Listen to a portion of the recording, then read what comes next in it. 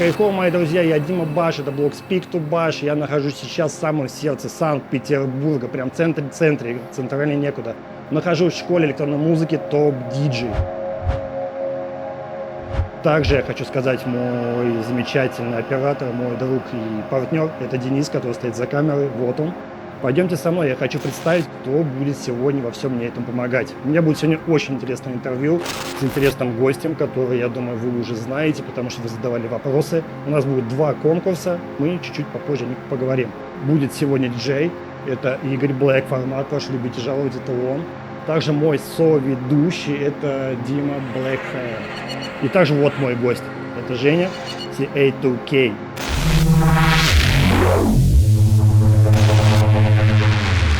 I think everyone wonders what they would do if they saw a ghost. Его творчество оценивают во многих городах России, а взамен CA2K дарит людям самую свежую музыку собственного производства, а также которая вышла прямо от таких грандов ДНБ сцены, как Пух, Генчер Андруин, Катарсис, Десект, Дэн Родл, Карантвелл. По словам CA2K, огромное влияние на его творчество оказало личное общение с Пух.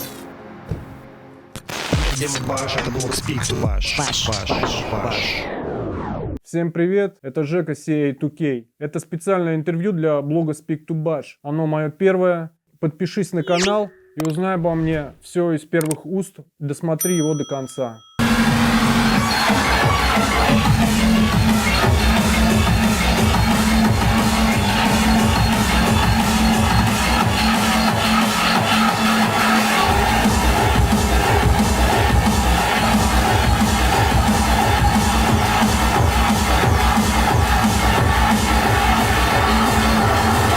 Блог Speak to Bash – это блог о мотивации и историях. Люди рассказывают, как они достигли таких высот и что их мотивировало. Также история о их жизни, их выступлениях, гастролях и тому подобное. Так что вот, каждому есть что сказать, каждому есть чем поделиться. Speak to Bash. Это блог Speak to Bash. Женек, привет. Как сам? Привет. Готов поговорить о себе? Да, готов. Отлично. Ждал этого момента. Да? Друзья, у нас в процессе интервью еще будет небольшой конкурс. Мы будем задавать вопросы и давать варианты ответов. Все, кто правильно ответит на все вопросы, соответственно, получат еще один приз. И также у нас будет конкурс отдельно от Жени. У тебя есть 40 секунд, чтобы рассказать о себе как о музыканте. Постараюсь уложиться за 40. Там я могу и за 40 минут не успеть.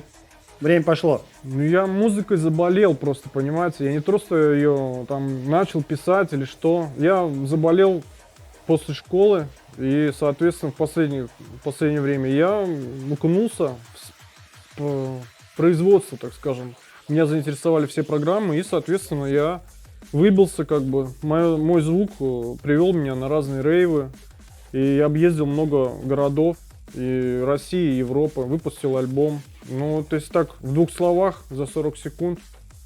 Ну, в принципе, ты уже уложился. Итак, у нас первый вопрос.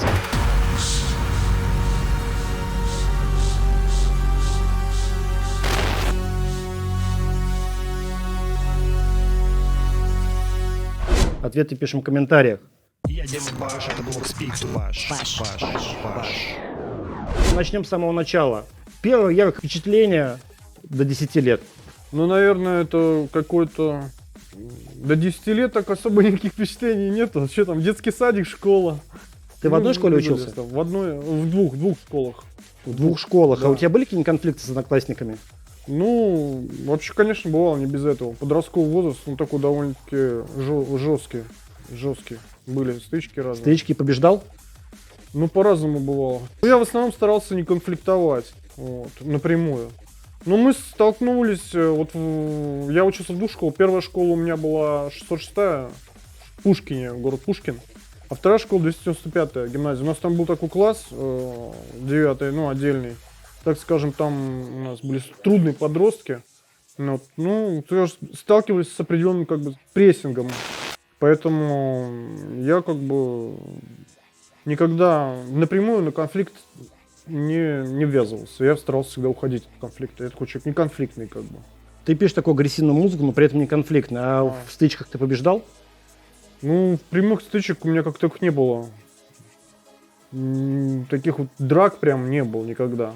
не могу сказать, чтобы я там кого-то намеренно побеждал. Не было такого. Творчество в твоем детстве было? Творчество? Там, лет до 15. Нет, как такового творчества никакого не было. Я рос обычным парнем, там ходил на секции спортивные. То есть творчества не было вообще в моей жизни. Какие секции? Какой спорт? Ну, секции. Да там разные. Ну, вот кикбоксингом занимался. На карате ходил. Вот. Ну, так вот, если в детстве брать. В реальной жизни это пригождалось? В реальной жизни? Да нет. Нет, как-то я не пользуюсь, не применяю силу. Вообще, я считаю, что применять силу, как бы, это...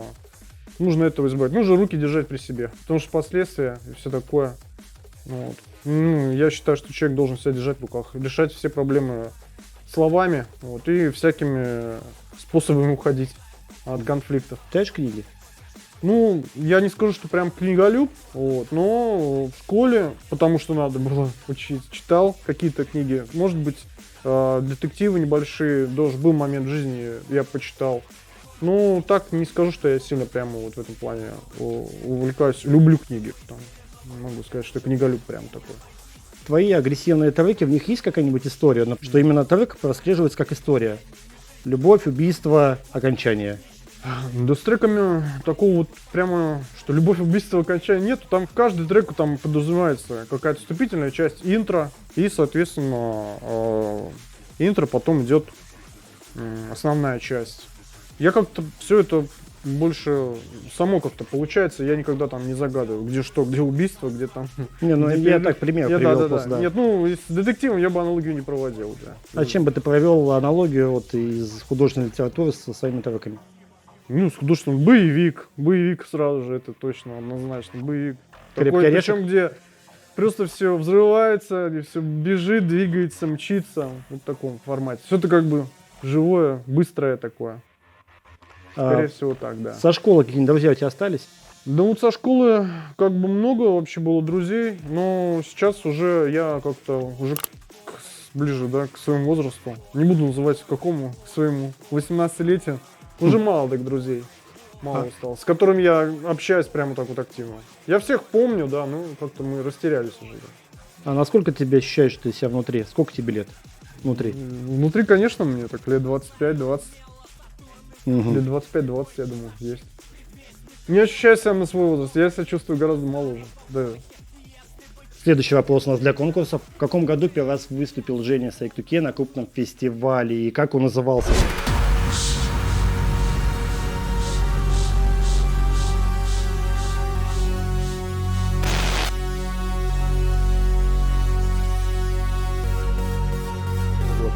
Правильно ответ пишем в комментарии. Ты был в Чехии на лето-тролле. Расскажи. Да.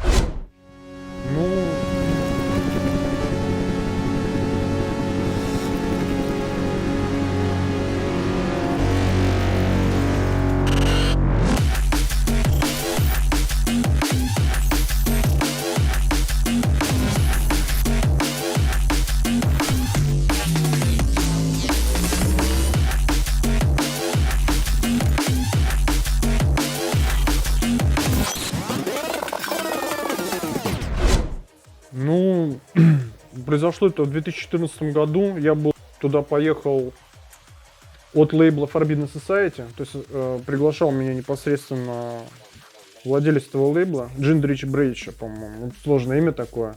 Вот мы с ним тогда работали. Все, вот я туда поехал и там выступил. Очень хороший рейв, очень хорошая атмосфера. Ну, я запомнил на всю жизнь это. Мне впечатлений очень много осталось. Но он также на том же советском аэродроме, да, происходил? Да, там... Миловица. Там как? Станция Миловица рядом, ближайшая была. Если И честно, заброшенный советский аэродром. Слушайте, честно, не могу вам сказать насчет аэродрома. Мне кажется, что было все-таки это не на аэродроме. Там было очень много народу, там было много... Это было где-то за городом. Я был там... Значит, в общем, насчет аэродрома не могу сказать, честно. Вот аэродром я там не видел. Все меня спрашивают про аэродром. Ну, просто была большая площадка, и все. Было очень круто. Тогда мы играли вместе с Counter-Strike, был Prolix на том же, на танцполе, вот я запомнил. Мы как бы там нормально играли. На мейне? На мейне, да, это был мейн. Я играл действительно под утро в 5 утра, но это вообще никаким образом не отражалось. То есть раньше 5 утра еще тусили. Ну, на Let It Roll в 5 утра был полный анш. Меня там очень хорошо приняли, там потрясающая энергетика. Как бы я зарядился вообще. Ну и сам я был, конечно, там в хорошем настроении, так скажем, там я... Чешском. Да, меня там ребята прям зарядили по полной. Я как бы в этом плане сразу с самолета как приехал, говорю, ребята, давайте мне что-нибудь для настроения. И, соответственно, мы там, короче, нормально. Ну, поселили там в отеле, все как положено. Ну, мне понравилось. Классно было. Я был в 2019 году тоже на этом фестивале, и там все танцполы, там было 3 больших танцпола, они закрывались в 4:30, и все разъезжались. И только один чешский танцпол фигачил круглосуточно, нон-стоп. Закончим школу, у тебя еще есть образование? Я закончил высшее юридическое у меня образование. То есть Высшая юрист? школа- Да, я по образованию юрист. Высшую школу экономики закончил. И как ты думаешь, как юрист и человек, которого в детстве не было никакого творчества, стал именно таким музыкантом, как ты? Ну, вот так вот и получилось. В принципе, юридическое образование, оно довольно-таки обширное, общее. Там много читаем, много разных интересных входит лекций. Ну, в принципе, ты развиваешься там во всех направлениях. Поэтому оно мне не мешало. Ну, в основном-то, кстати, как раз вот и музыкой я и занимался параллельно с учебой. Вот, А в каких годах ты учился на юриста? Ну, получается, с 2007 я должен был закончить, если я не ошибаюсь. С 2002 по 2007, да. Первый релиз был в 2008 году. Да. Вот. Как это произошло? Я, собственно говоря, писал музыку. Вот. И нужно отметить, что у меня не было никаких особенных условий для создания музыки. Это была просто дома у меня хорошая колонка. И это все было в домашних условиях сделано. Грубо говоря, на коленках. У меня был ноутбук, была колонка, и я как бы на них написал трек. Никакого вот, ну, никаких там супер студий, никаких супер звуковых карт у меня на тот момент не было. Я просто эти треки вот рассылал. Был вот сайт drumandbass.ru, в частности. Я там и публиковал, и всем отдавал свои диски, и я постоянно тусовался. Все время принимал участие как бы в мероприятиях, и везде свою музыку как бы физически прямо ее как бы просто давал в руки там. И, соответственно, меня заметили тогда. Вот, и надо сказать большое спасибо, кстати, это диджей Арт, Артем Синявин. Вот. Он на тот момент работал на Радио Рекорд, кстати, и вместе с Топером Николаем, тоже диджей Топер. Вот они вместе тогда работали на радио, и вот решили сделать мне альбом на дисках, вот, собственно говоря. Так вот и получилось. Первые шаги в музыке. Вот как это вообще произошло? Ты Fruity Loops первый поставил, либо Fast Tracker, либо что? Ну вот, тут надо сказать, что я сейчас вот анализирую, почему именно, да, так со мной случилось. На самом деле, вот я до сих пор даже удивлен. На тот момент было много чем вот позаниматься, вот, в принципе. У нас были компьютерные клубы, мы играли, мы учились. Мы даже по сетке могли играть. То есть у нас был там StarCraft, много было, можно было чем заниматься. То есть, в принципе, много было интересных вещей. Но как только я увидел вот программу по созданию музыки, это было просто какое-то вот просто наваждение. Как это называлось? Ну, первая была самая, это EJ такая была программа.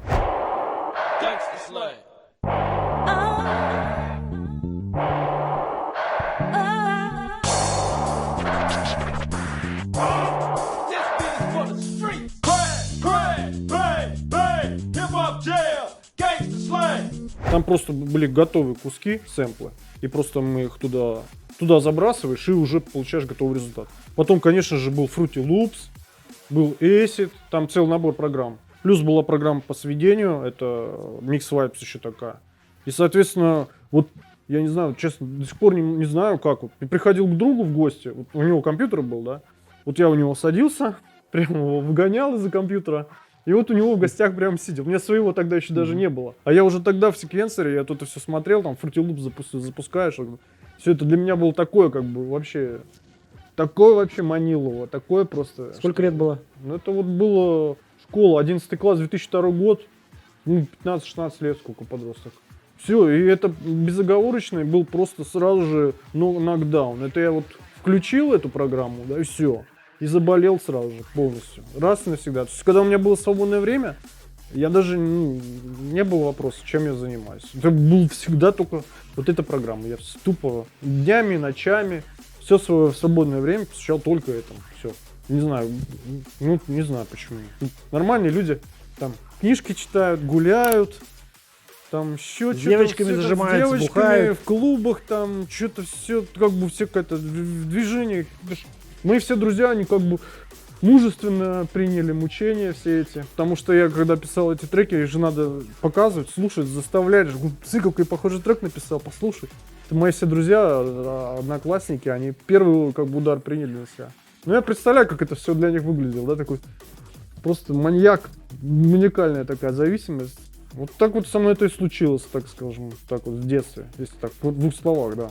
То есть ты начал писать музыку раньше, чем пошел на вечеринку? Одновременно. Вот на вечеринку первую мы пошли в школе в 9 классе. Это были дискотеки такие первые, где играл прямая бочка, ну, стандартная, клубная, там, Reactive Project, ну, такое все, клубное, пампушки такие, вечерние дискотеки мы ходили. И там вот как бы колбасились с друзьями, нормально было. Пампинг Шторм. Да, вот это все, Пампинг Шторм. Помповый бас – это круто!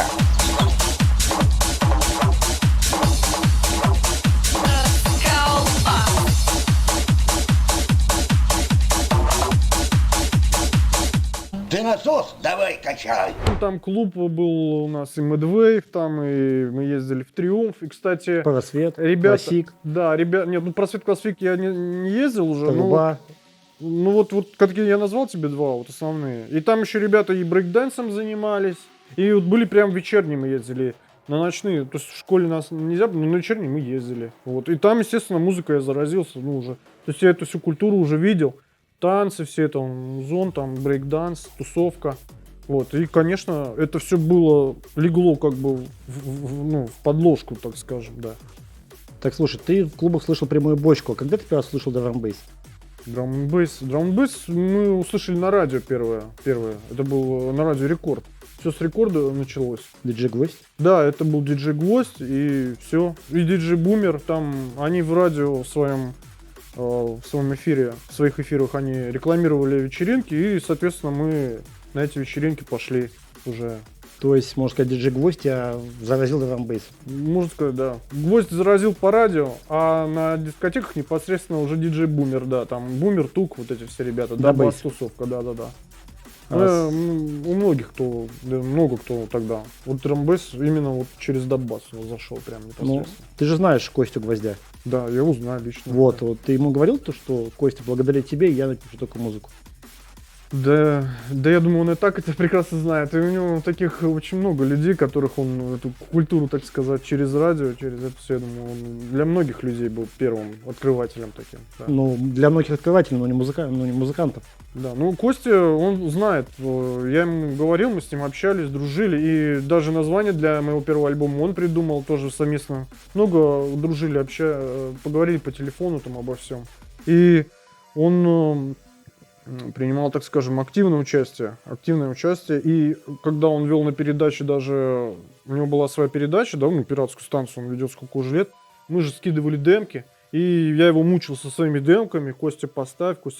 И потом эти все... На e-mail. На e-mail там, или как он там принимал их. И как бы я его насиловал. Я говорил, Костя, как там мои демки. И сидел потом это все в эфире. Ждал, слушал. Надеялся, ночами там выходил в эфир. Писал смс-ки, слушал. Ну, то есть, я как бы с самых низов вот это все. Костя, он сыграл большую роль тоже, да. Вот, надо дать должное на тот момент. Кстати, на нашем канале есть интересное интервью, 2 части с Костей и диджей Гвоздем. Смотрим. 8-летие Time of Night 23 февраля в стрит-арт-музее. 3 месяца работы клуба мы продали 9 билетов, что-то такое. Ну, в общем, то, что произошло 8 марта на пиратской станции, потому что вот так вот все прям часами все это дело. Итак, следующий вопрос. Когда же у Жени вышел первый альбом и как он назывался? Вариант ответов это...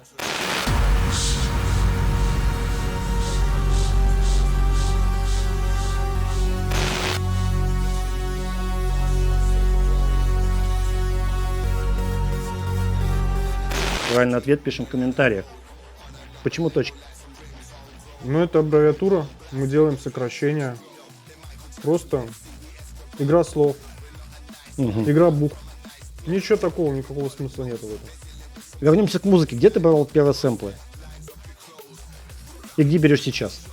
Но надо начать с того, что в какой программе я уже осел. То есть было много программ. И осел я в Propeller Heads Reason. Вот. И, соответственно, пользовался сэмплами, которые производятся для этой программы. Там разные рефилы, которые создавались. Ну и, как обычные люди, через торренты искали там везде все. Они какие-то продавались, какие-то обычные сэмплы, как и везде, в принципе. Обычные сэмплы. А Ничего сейчас там где берешь? Ну и сейчас у меня коллекция просто, которая уже была собрана за много времени. Они так и есть, и иногда я к ним обращаюсь. Сэмплы можно и самому сделать. Друзья какие-то даже давали. Вот и Panacea тоже делал сэмпл, пак дарил. Есть какие-то эксклюзивные вещи, а есть какие-то обычные. Ну, в основном музыку пишется на синтезаторах там и прочее, поэтому сэмплы, они такую роль прямо ключевую не играют. Ну, тоже важную, но не ключевую. Ты помнишь свой первый трек драм-н-бейса? Сложно сказать, честно, какой был первый. Потому что такой идет замес. Ну, каждый день много очень треков пишется, поэтому какой был первый, точно не могу сказать, честно. Первый помнишь? альбом вот помню, да, могу Альбом. сказать. Это первый альбом, первый релиз. Первый релиз на виниле в 2008 году, это большое событие навсегда. Вот его я запомнил точно. Да, трек. Там у вас будет вопрос, наверное, на эту тему. Да, да, конечно, будет.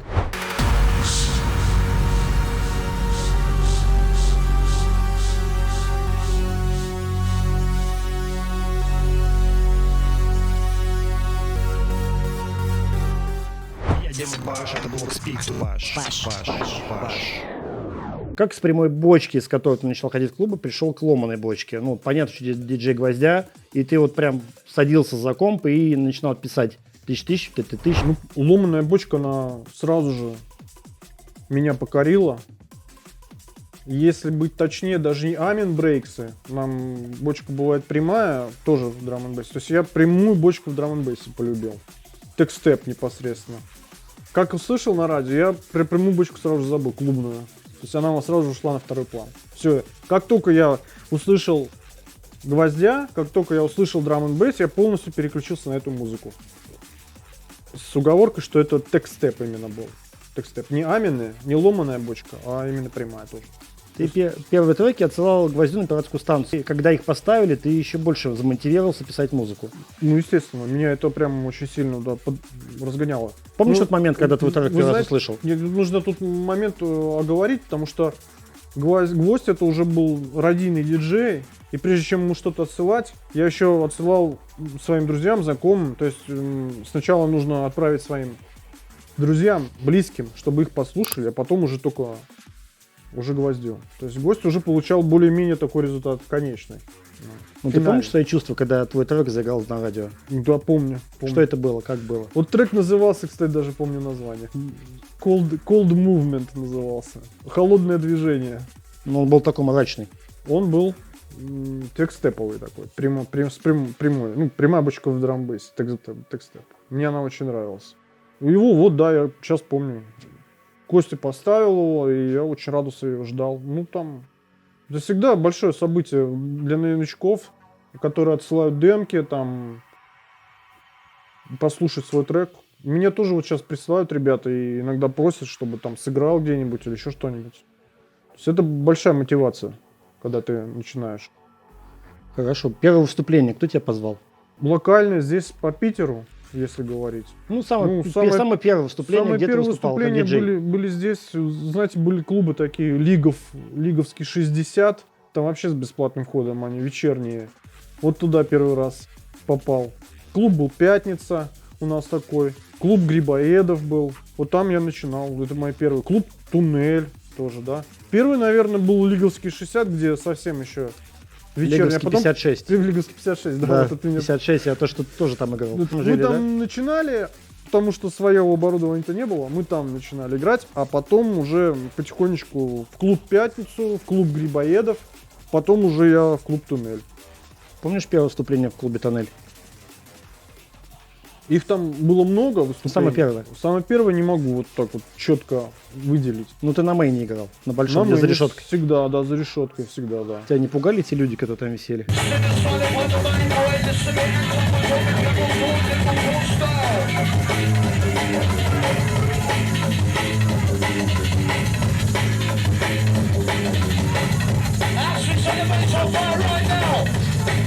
Нет, я сам, да, прежде чем я там играть, я и в туннеле сам ходил много раз. Там и на этих решетках сам покуражился, а потом уже и сам непосредственно стал диджеем. Там меня ставили все время куда-то там утром, вечером. Ну, утром, конечно, я имею в виду 5 утра, не утром, а под утро. Вот туннель хорошо остался в моей памяти. Много было вечеринок там, в туннеле. Ну, там много играли. Кстати, на нашем канале есть несколько видео именно тех старых вечеринок с клуба «Тоннель». Смотрите внизу, я ссылки тоже скину. Первое заграничное выступление, ты помнишь, это было? Помню. Кто тебя позвал и как это произошло, твои эмоции? Первое заграничное выступление было в Эстонии, по соседству. Позвали, все через интернет происходит. Мы общаемся через соцсети, через интернет. Просто люди взяли и пригласили. Ну, давайте с оговоркой. Первопроходцы у нас по загранице был Ганчер и Руин все-таки, Алексей и Дмитрий. Мы как бы одновременно с ними начинали. На тот момент. На тот момент. И они уже, вот допустим, когда я первый раз поехал в Эстонию, они уже там были. И была реклама определенная. Сколько ты тогда получил денег? А я не помню точно. Ну, может быть, пару сотен евро. Такой стандартный был, минимальный. Может быть, 150. Так вот. Я никогда много денег за выступление не брал. То есть основная была цель — это попутешествовать, пообщаться, познакомиться. Вот. Мы там классно проводили время. Я очень хорошо запомнил и Эстонию, и Финляндию. И в Эстонию впоследствии еще много раз приезжал. А в Лондоне? В Лондоне я играл один раз. В Англии тоже запомнилось. Запомнилось тем, что в Лондоне тяжело было получить визу. Соответственно, мы там ходили в визовый центр, получали визу. Очень такое доскональное собеседование было на проходе. Надо сказать спасибо за Лондон Forbidden Society, опять же, как и за Let It Roll лейблу, чешскому, так скажем, моему товарищу, вот, который приложил руку. Ну и, соответственно, это была уже Робин Каус из Engine Management. Они вместе меня как бы привезли. Лондон — отличное место. Я там побывал с удовольствием, поиграл. Много впечатлений. Ну вот из тех стран, смотри, Бельгия, Австрия, Англия, Португалия. Ну, возьмем Эстонию и Финляндия. Где лучше всего и комфортнее тебе было выступать? Зависит от того, в какое время, в какой момент ты туда поехал. Вообще везде мне понравилось, везде было комфортно. Плюс-минус, да. Мне больше всего, например, запомнилась Австрия. Мне очень там понравилось. Там я старался каждую свои гастроли, каждый город там как бы как следует вот отдохнуть, вложиться. Единственное, вот, что могу сказать, что вот Португалия первые там 2 раза было трудновато, потому что там 2 города, Порту и Лиссабон, и мы играли, соответственно, подряд 2 города. Это достаточно трудно, плотно выходные. Но потом уже, когда я стал приезжать в следующие разы, уже я набрался опыта, я уже там научился. Понимаете, здесь такой вопрос тонкий. Когда ты как диджей, как ты туда едешь? Либо ты туда едешь как на работу, да, на гастроли, либо ты там едешь общаться, дружить, отдыхать, то есть и совмещаешь.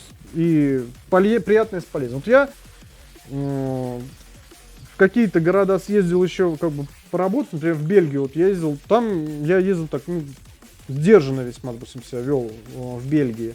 А вот, например, в Австрии я, например, или там в Чехии, или еще там в Португалии, когда уже там 3-4 раз, я уже как бы больше дружил с ребятами, больше общался, поэтому вообще все города, везде у меня положительные эмоции, только самые положительные эмоции. Я запомнил навсегда, очень здорово. Я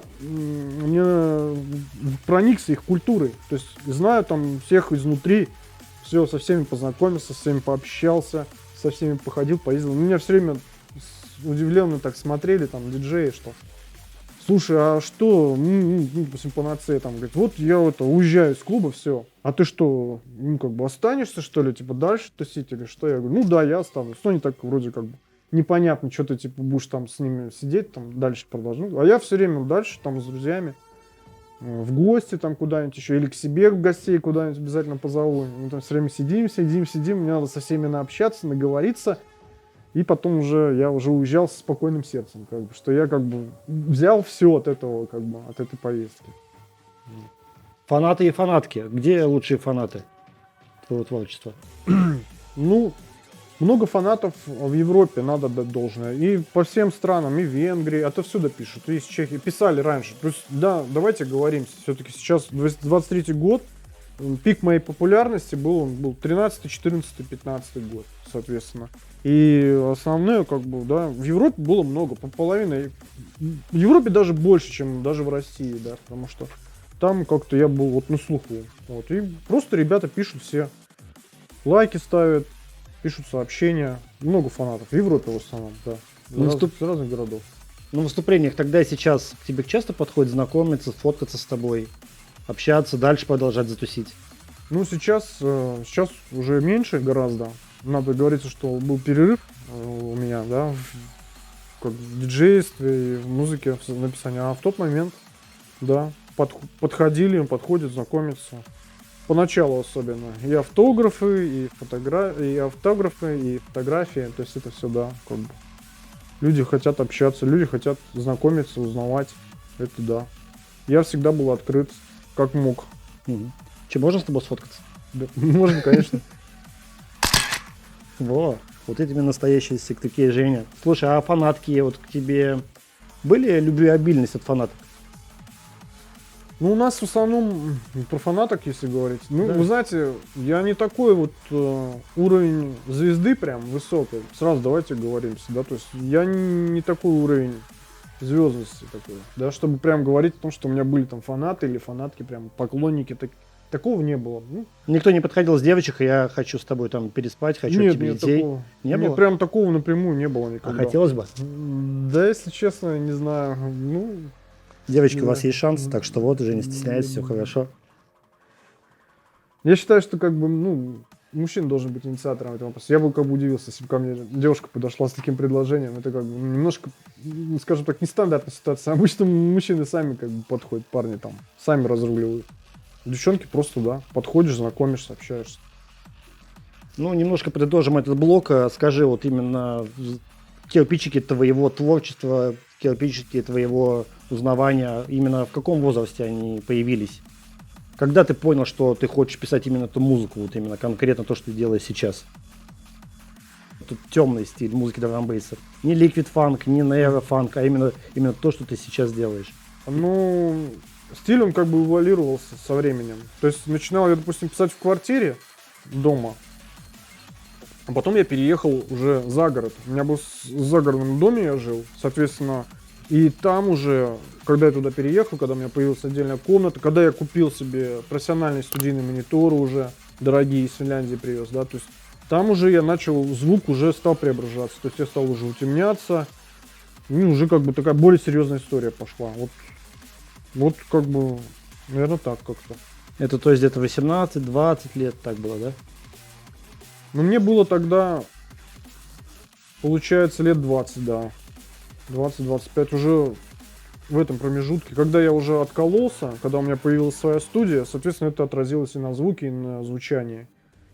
Тогда я уже начал понимать, что музыка уже такая преображается, и я уже становлюсь востребован. Так сказать, мою музыку уже знают и ждут, и многие ее играют. Это очень важный момент. Итак, друзья, начинающие музыканты, обязательно пишите много музыки, показывайте своим друзьям, не бойтесь, не стесняйтесь даже негативного фидбэка. Если вы хотите, обязательно всего добьетесь, и ваши треки будут играть все звезды драм-бейс сцены. Я Дима Баш, это блок Спикс, Баш.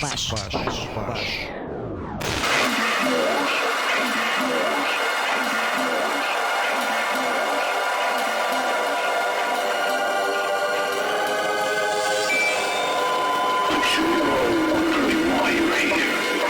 Do not call the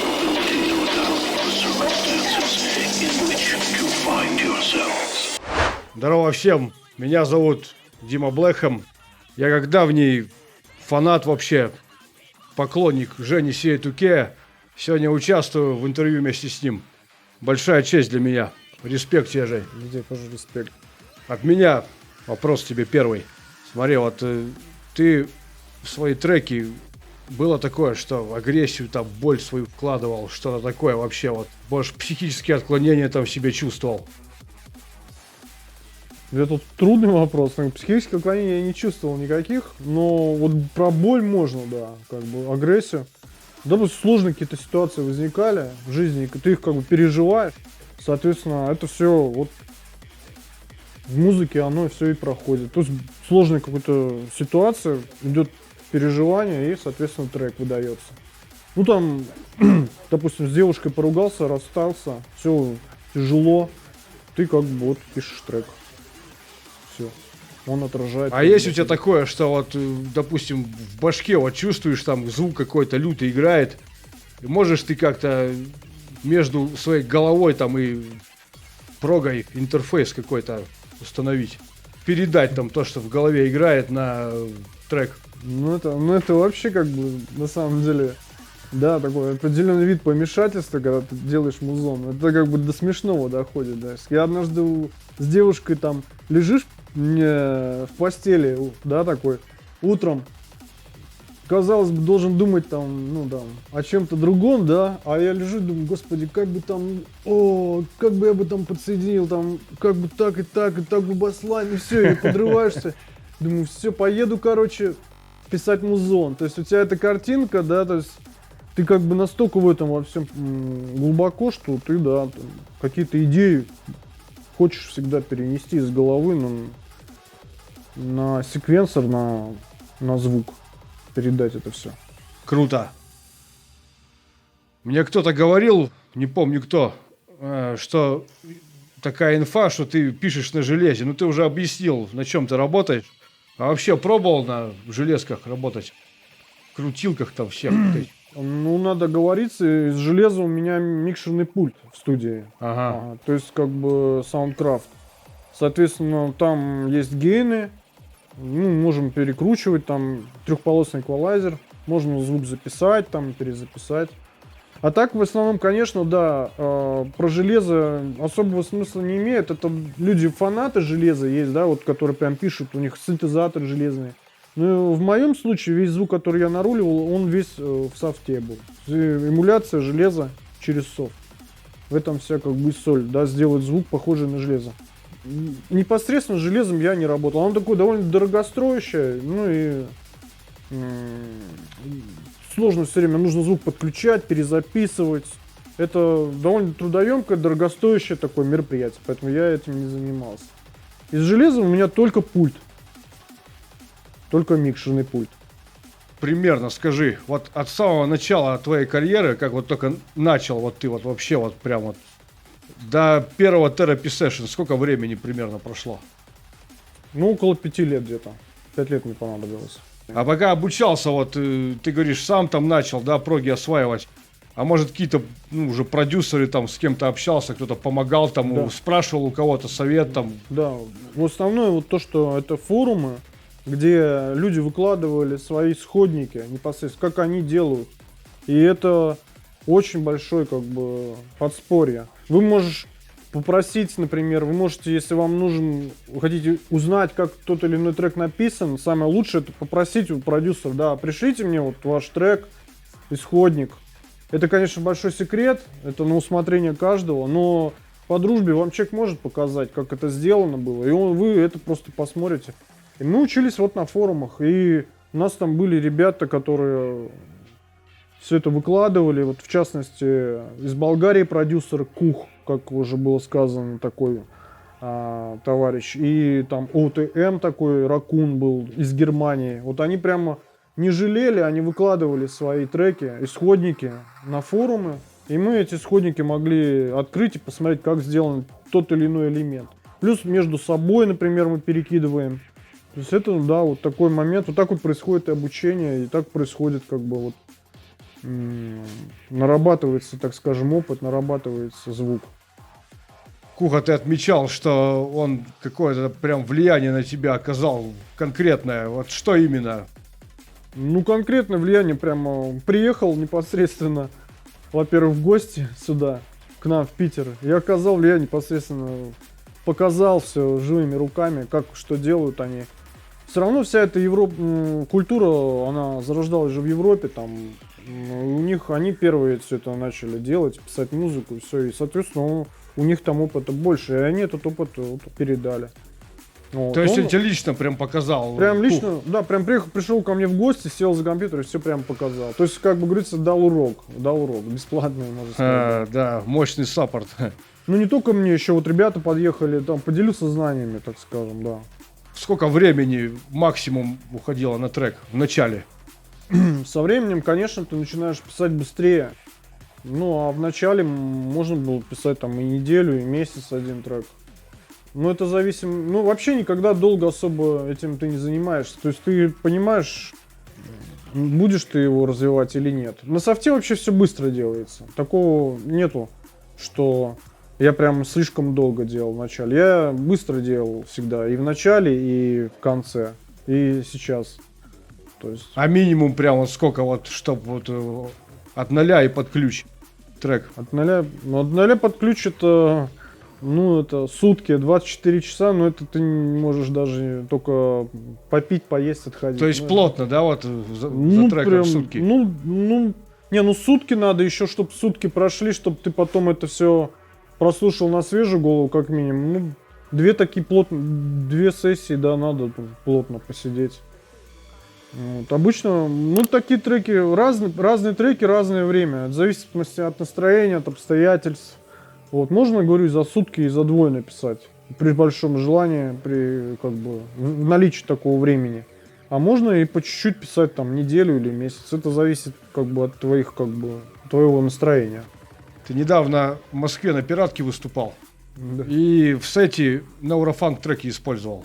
Такое может произойти, что ты Neuroфанк трек выдашь? От себя, да. Ну, у меня был нейрофанк трек, можно сказать, с уклоном. И они даже у Беса, у диджея Беса в его шоу, я попадал туда несколько раз. На Нейрогоне? Или... Ну, это уже был не нейрогон, тогда у него был, как-то по-другому называлось, я уже забыл. Так Neuropunk Ну, всегда был нейропанк да. подкаст у Да. него был, и я попадал к нему в шоу со своими треками. То есть у меня были треки с нейропанк направлением. Я делал. А сейчас, ну, позже как бы, мы больше на кроссбрид, на такой даркстеп. Ну, сложно каким-то стилем конкретным охарактеризовать.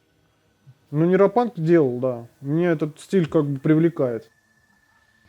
Зарубежных продюсеров с кем коллабил, связь поддерживаешь? Ну, иногда с Кухом мы поддерживаем. То есть До сих пор общаетесь? Поздравляем друг друга тогда с днем рождения, с Новым годом. А так уже, да, конечно, такого плотного общения, ну, нет. Мы ставим друг другу лайки, мы друг друга видим. Ну, так вот, поскольку ничего не пишем такого, да, совместно никаких работ нету, соответственно, ну, и общения такого и не возникает, как правило. Из зарубежных можно отметить, что там вот Shadow Sect писал недавно, интересовался, да, говорит, что я фанат старой школы, вот мы общаемся. Я общаюсь сейчас и с DJ Хайденом, Outside Agency, я стою у него в рассылке, он мне присылает свой последний музон. Вот. Ну вот, наверное, из тяжелых, наверное, вот так вот все. Ну, какие-то есть, которые сейчас не на слуху, ребята много, которые делают, они присылают тоже часто и миксы, и треки, то есть... Из наших отечественных продюсеров кого можешь выделить? О, да у нас, на самом деле, много хороших отечественных продюсеров. Если взять, например, лейбл Eat Brain, да, я когда его рассматривал, там, релизы, я считаю, толком там не знал, кто откуда. А потом, когда стал разбираться, увидел, что там у нас половина ребят, кто из... Сейчас тут сегодня буквально был удивлен, что там Азнак такой есть, продюсер, там, он, оказывается, из Беларуси, из Минска. Neuroфанковый, кстати. Да. Ну а что, если говорить про наших, там Dispersion, тот же Two Whales, которые вот у нас недавно были, с которыми я играл на пиратской станции. Ну, агрессор Банкс мне нравится, но это уже они как бы Украина, ну да, то есть, не знаю, наши это уже, к нашим их уже нельзя записать, ну, все равно можно сказать, про них тоже, тоже классно ребята делают. Пейпер Клипа можно отметить, Гидра, Тедди Киллерс, Ганчер и Руин, это вообще супер класс. Про Тедди Киллерс вообще отдельный разговор, там, везде красным шрифтом, на фоне даже просто простых там каких-то ребят. Если кого забыл, то случайно.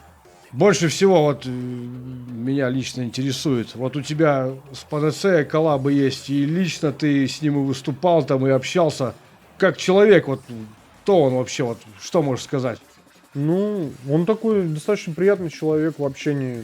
Я всегда с ним с большим удовольствием общался. Ну, вот, встречал его там, переписывал, писал треки. Ну, у него такой очень внимательный к своему стилю, к своей одежде. Он готовится к каждому мероприятию, он такой скрупулезный, продумывает миксы. Вот он недавно приезжал как-то на терапию, ну как недавно, лет 10 назад или сколько.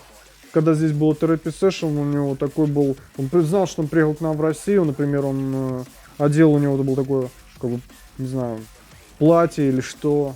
Мантия. Мантия, да, исписанная вся была русскими буквами, мелким шрифтом такая вся. У него все продумано до мелочей, да. Внешний вид, ну там, отчасти похож на тебя там по ставкам, да, как это называется. На зубы, да. Ты по-английски с ним общался? Ну да, в основном, да, на английском. А сам как инглиш? Сам знаешь? я инглиш уже давно выучил еще в школе. Вот, спасибо большое. То есть я в школе уже его на 5 знал. И в институте тоже еще 3 курса. То есть где-то выступаешь, вообще с общением нет проблем, Нет, без проблем? Да, я со всеми, поэтому... Я как бы со всеми и тусовал, дружил спокойно. Язык там...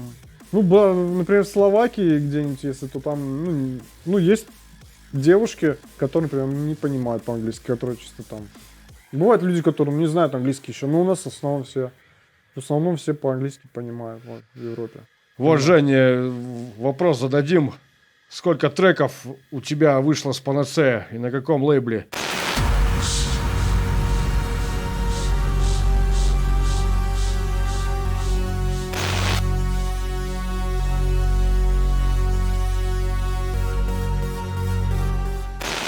Баш, это был Спикс Баш.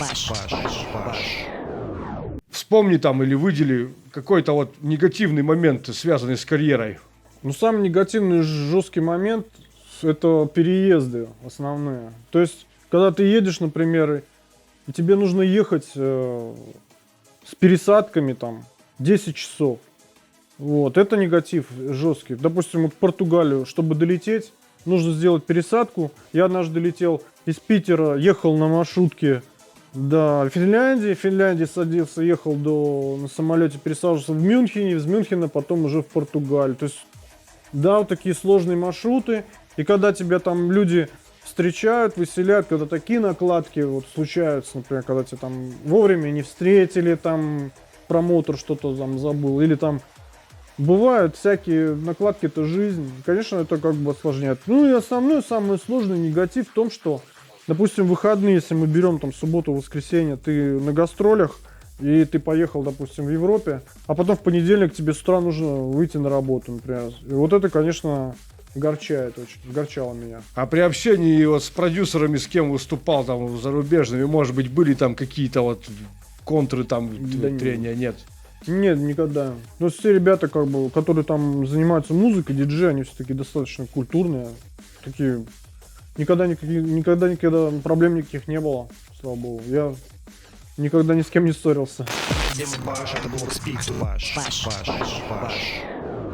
Когда под тебя выступает МС, тебе комфортно? По-разному бывает, зависит от МС. Если честно, я больше люблю работать так, без МС, то есть чистым сетом.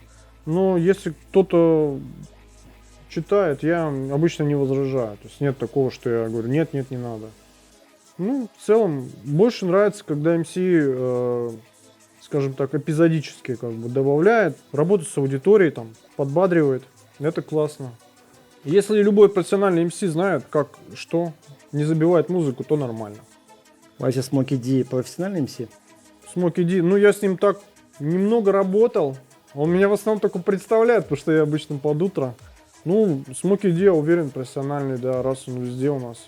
Я уверен, да. А что ты он знаешь, что он участвовал в проекте песни? И ты знаешь, что Drum Bass с помощью его показали по федеральным каналам? первый раз вообще слышу. Так да. что посмотри интервью у нас на канале Да. с Васей Смоки Ди Вася, обязательно. Вася я знаю лично, он приятный чел такой, да. Да. Спасибо. Smoke the represent to the massive is a champion thing, ding, ding, ding, a ling. Jungle culture in the country will rise up, so me sing. Ding, a ling, a ling. Песни ТНТ. Расскажи, как ты попал вообще в этот проект? Кроме ДНБ еще что-нибудь слушаешь? Кроме ДНБ слушаю, Что у да. тебя в плейлисте обычно? В плейлисте, в зависимости от ситуации. Но хочу отметить, что еще и потяжелая у меня история, тяжелый рок. Heavy Monday есть такая ответвление Heavy Monday, где прям с таким вокалом, на разрыв, с тяжелыми гитарами. Бывает и такое, как бы, если, допустим, на тренировке занимаешься, то надо прям жестко. Black Metal? Не black metal, а он идет просто heavy metal, просто по heavy metal. Прям, ну, с такими ссорами, с криками бывает, да, мне нравится. Я еще немножко heavy metal болел, да. И плюс еще вот Deep House иногда тоже бывает в дороге, я могу послушать, так, чтобы успокоиться. У меня много, 27 часов Deep House есть, я слушаю, да. На рекорде там у нас ведет, есть отдельные подкасты, вот. Там я слежу за ними, иногда тоже слушаю. То есть, Но в основном драм н бейс. Вот больше всего мне нравится. Да. Нейрофанк, драм н бейс. то есть, ну, вдохновение ты берешь из музыки больше всего для будущих треков. Ну, в основном, да. То есть слушаю, что другие делают, да, и сам иногда тоже на это все думаю. В зависимости еще от технических своих возможностей тоже. Может быть, я бы и хотел бы так сделать, как и там, но не всегда это получается. Какие планы в ближайшее время? Давай сейчас, знаешь, как скажем, вот смотри, я в 2023 году выпущу 2 альбома, а в конце мы года посмотрим, что у тебя получилось. Загадай Ну, сам да. себе. Слушайте, ну, давайте выступим на 2-3 крупных фестивалях. Ну, давайте сделаем релиз, я скажу вам. Один, допустим, EP на одном лейбле. За альбом не могу обещать сейчас ничего. Вот, потому что ситуация немножко поменялась со временем. Мне уже много лет. И, так скажем, времени нету столько на творчество, сколько уже я потратил. Поэтому сейчас немножко меньше занимаюсь производством. Поэтому альбом обещать точно не могу. А если тебя полностью освободить от той работы, которой ты сейчас занимаешься, и посвятить тебя полностью музыке, ты выйдешь тот же самый уникальный саунд, который делал тогда? Либо что-то новое придумаешь? Сложно сказать. Здесь все зависит от технических возможностей. Если меня посадить в студию, вот, с отдельным помещением, с колонками, и там заняться, то какой-то результат будет, да, выведом обязательно. Вот. Все дело в помещении сейчас. Хочется, уже надоело писать вот в спальне, как это, знаете, в домашней студии. Хочется вот как бы отдельную, такую профессиональную, где все зашито, все закрыто, и ты в ней там часов Мы 10 как здесь минут. находимся сейчас. Да. Там Здесь диджей. вот у нас как бы диджейская в основном история. Ну, а там студия. Там немножко, да. Ну, там похоже. У Коли, да, вот можно, да, похоже, да. Слушай, Drum Bass развивается вообще семимильными шагами и очень становится техничным. Как ты думаешь, дальнейшее развитие этой музыки как будет? Появляется много очень продюсеров, у всех студий, все хорошие колонки. Хотелось бы, чтобы в нужном направлении, хотелось бы, чтобы это все больше было таких треков. Сейчас немножко Drum and Bass, он разделился, то есть направление такое, которое мне больше нравится, а есть вот немножко непонятные такие тенденции. Хотелось бы, чтобы больше тех, которые как бы... Непонятно это что, какое направление? Непонятно. Liquid Funk, Да Drum нет, Funk, Liquid Funk, Drum Funk, Гречи-фанк. Гречи-фанк. Это все такое легкое. Я именно в тяжелом в нашем. Вот взять Current Value, например, да. Вот если послушать его треки там в 2010-2012 году, это совершенно разные, чем сейчас альбом, который у него вышел. То он прям очень сильно поменялся. Ну, есть какая-то вот такая тенденция модная. И хотелось бы, конечно, чтобы было больше похоже на то, что было раньше. То есть такого прямого текстепа, заряженного, энергичного. Вот. Ну, я думаю, что будет все хорошо. Много продюсеров сейчас новых, которые делают классную музыку. Я рад это очень. Мне нравится следить за релизами, которые новые выходят. Много классной музыки, хорошей. Я спокоен в этом плане. Слушай, что ты пожелаешь начинающим джанглистам, начинающим музыкантам, вот именно твои советы? 3 совета дай начинающим музыкантам. Первый совет. Надо человеку, который занимается, надо отдаться этому полностью. То есть не халтурьте, там, отдайтесь полностью этому занятию. Поймите для вас это вот, насколько это важно, и вложитесь. И когда вы вкладываетесь в результат, вы вкладываетесь в это дело, вы почувствуете, слушатель сразу же почувствует это. Это будет сразу видно. И это первое, то есть вкладываться в это дело. Второе, набраться терпения, быть таким, так сказать, пробивным, не стесняться, отсылать свою музыку, показывать ее, спрашивать знакомых, друзей. Иначе вы никак никуда не продвинетесь. Третье, иметь в виду техническую часть. Да, то есть стараться, как бы, чтобы у вас было актуальный софт, актуальные программы, чтобы у вас была хорошая звуковая карта, хорошая колонка по возможности, хорошее помещение. Вот. Или там хорошие наушники, в зависимости от вас. То есть это вот третий совет важный. Основные 3. Значит, первое — это не халтурить, работать от души, так сказать. Второе — это рассылать везде музыку свою, показывать, не стесняться. И третье — это техническое оснащение, актуальность софта, обучение. Все вот в этом третьем пункте. У нас много музыкантов, которые начинают писать музыку, но потом почему-то останавливаются. Как сделать так, чтобы не остановиться и продолжать дальше?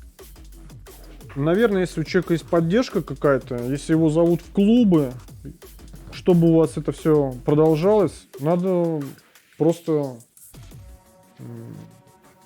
быть востребованным. То есть если человек не востребован, если его нигде не зовут, не приглашают, то ему, конечно, трудно будет самому вот так вот. То есть ему нужна какая-то поддержка. То есть надо заручаться поддержкой, надо двигаться. Тогда и будет интерес дальше продолжать.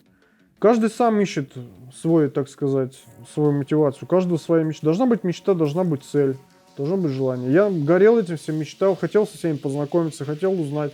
И я поэтому надо пробиваться. Ездил по всем дискотекам, встречал всех артистов, со всеми дружил, со всеми общался. То есть быть активным нужно, быть активным. Тогда у вас будет результат. А от тебя можно получить поддержку? От меня, я стараюсь всегда ответить на вопросы, которые мне присылают. Есть рамки разумные, потому что у каждого есть свои секреты, какие-то технические моменты, которые люди, например, это уже урок. Есть урок, и человека надо учить, показывать ему, кто-то на платной основе, кто-то на бесплатной. Я открыт, если мне люди пишут, присылают, я стараюсь всегда ответить без проблем. То есть то, что знаю, я расскажу. Хорошо, и такой последний вопрос, наверное, в этом блоке. Кого бы ты хотел увидеть в следующем выпуске Speak to Bash? Едем в Баш, это блок Speak to Bash. Баш. Speak to Bash давайте, Ганчер с Руином надо, увидеть обязательно. Хотелось бы еще Топера Николая тоже послушать, который тоже много сделал для нашей сцены. Много сейчас вечеринок проводит. Слушай, Жень, у нас еще есть такая традиция, у нас есть блокнот, где все наши гости оставляют автографы и пожелания для нашего канала. Поставишь? Да.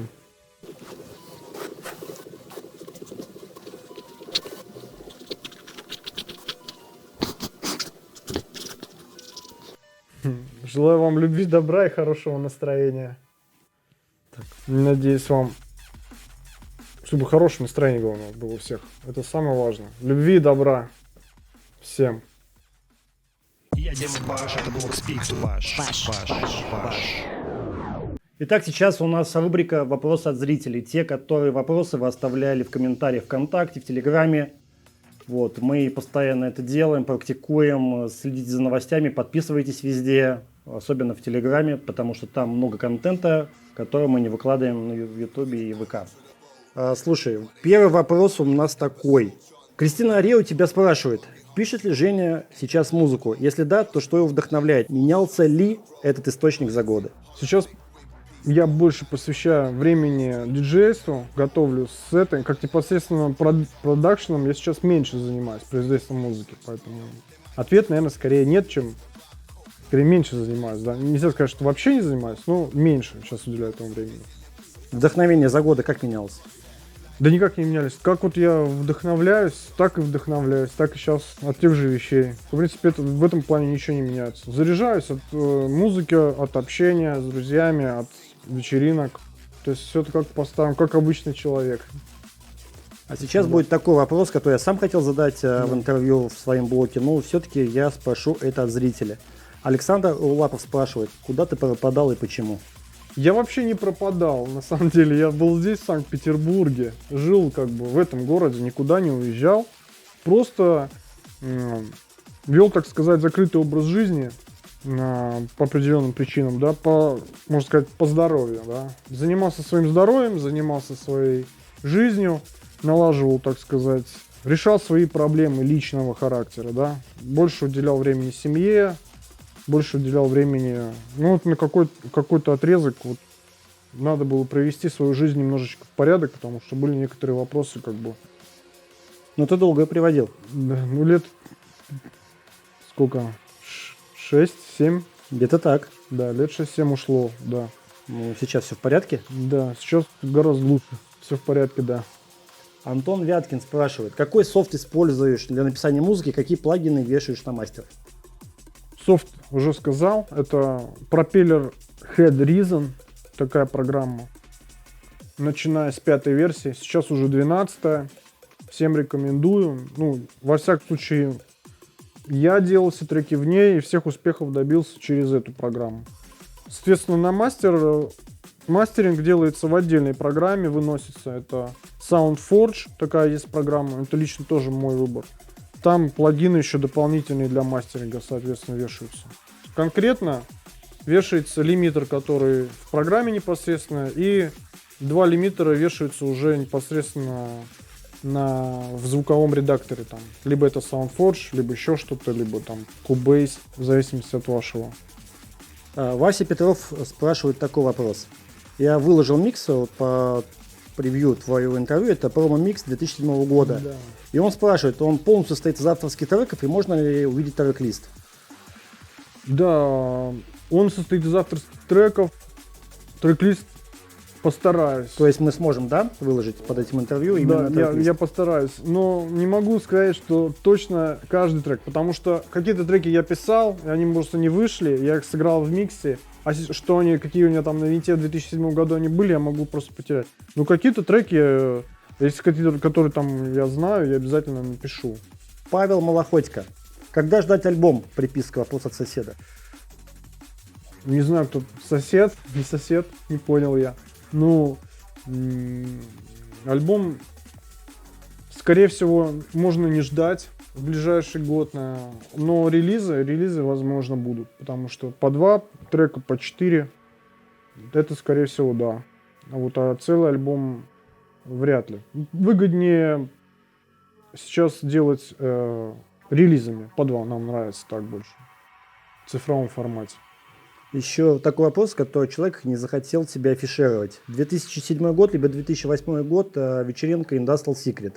Ты там выступал, который делал Петя Селектор. Да. До этого у тебя вышел микс, вот, к сожалению, я не помню, как называется, вот, человек мне просто его не прислал. Человек был фанат этого прям микса. И когда ты вышел на сцену, ты этот микс сыграл 1 к 1. И ей показалось, это девочка, ей показалось, что ты просто поставил компакт-диск и микс сыграл сам по себе. Так это было? Слушайте, давно, во-первых, очень было, много лет назад, я уже точно не помню.